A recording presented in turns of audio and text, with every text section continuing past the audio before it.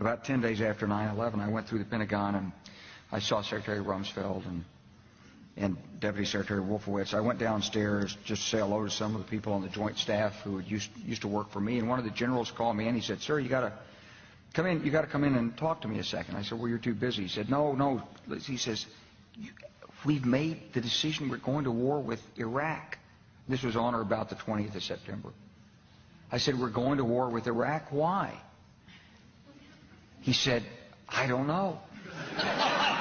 He said, "I guess they don't know what else to do." So I said, "Well, did they find some information connecting Saddam to Al-Qaeda?" He said, No. He says, "There's nothing new that way. They just made the decision to go to war with Iraq."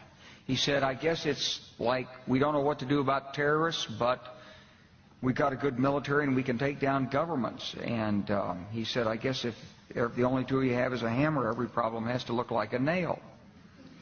So I came back to see him a few weeks later, and by that time we were bombing in Afghanistan. I said, "Are we still going to war with Iraq?" And he said, "Oh, it's worse than that."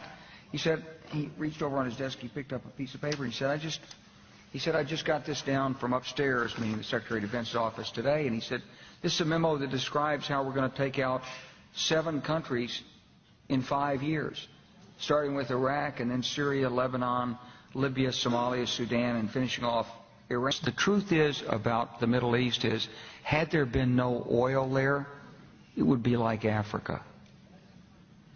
Nobody is threatening to intervene in Africa. The problem is the opposite. We keep asking for people to intervene and stop it. And there's no question that the presence of petroleum throughout the region has sparked great power involvement. Whether that was the specific motivation for the coup or not, I can't tell you, but there's always been this attitude that somehow we could intervene and